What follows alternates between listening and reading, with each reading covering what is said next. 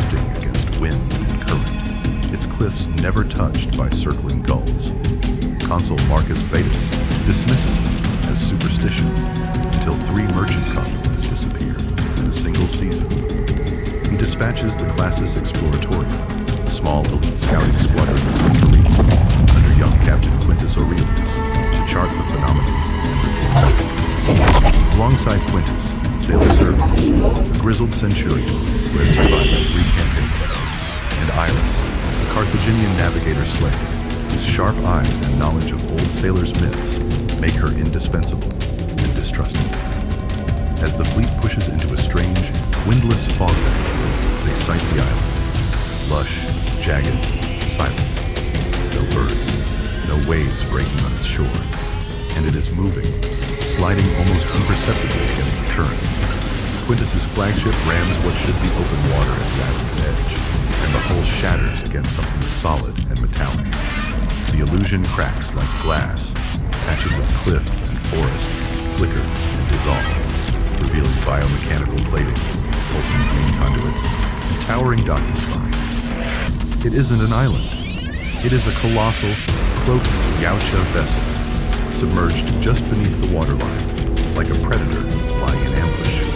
Its camouflage field, now damaged and failing. Believing the wreck a gift from the gods, boarding parties climb into the ruptured hull to salvage what they can. What they find inside freezes their blood. Tunnels lined with trophies. Skulls, and a horned Viking helm. Shattered samurai lacquer armor. Scorched World War II era dog tags fused into a ceremonial rack. This ship and its dormant crew is the very clan glimpsed collecting champions at the end of Killer of Killers, drifting derelict in Earth's oceans for centuries after an ancient mishap stranded it here. The collision does more than crack the hologram. It triggers a wake-up protocol.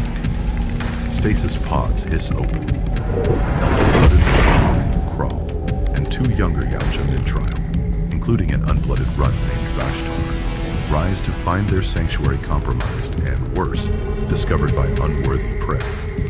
Kral declares an impromptu hunt. Eliminate the witnesses before word reaches the mainland, and let the unblooded prove themselves in the process. What follows is a brutal chase through torchlit corridors and open decks. The Romans, disciplined but outmatched, adapt fast. Servius rallies survivors to fight blind against the Predator's thermal vision, smearing themselves in ash and seawater mud in a direct echo of the original 1987 jungle standoff.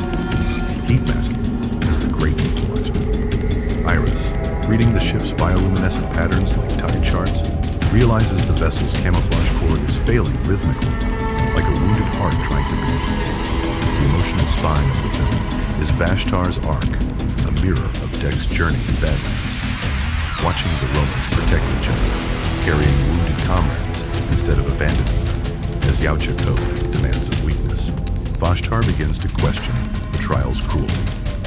When Quintus, cornered and disarmed, chooses to shield Iris rather than flee, Vashtar hesitates to deliver the killing blow, drawing Kral's fury. Quintus and Servius devise a desperate plan. Lure Kral into the ship's reactor core, where captured Greek fire pods and a ballista salvaged from the wreck can be triggered together. The climax, a running battle across collapsing scaffolding, ends with Quintus detonating the reactor chamber as Kral charges. The explosion overloads the failing cloak generator entirely. The vessel's camouflage collapses for good, exposing it in broad daylight to the rest of the Roman fleet, whose warships open full bombardment. Mortally wounded, the great ship groans and sinks into a deep trench, dragging its remaining crew into the abyss. In a final wordless exchange, Vashtar, sparing Quintus's life, disappears into the sinking wreck rather than surface and face judgment from his clan for failing the trial. The sea closes over the island, and Roman survivors are left with a story no one in Rome will ever believe. The epilogue jumps forward to the present day. Divers connected to a whale-time deep-sea salvage operation recover a fragment of biometal alloy from the same Mediterranean trench, the same alloy signature found in these near. As Deck, Thea, and Bud continue toward the Yautja homeworld, in ongoing present-day storyline, a message pings across star systems. Humanity has just found proof the Yautja have haunted Earth's oceans since before the Roman Empire.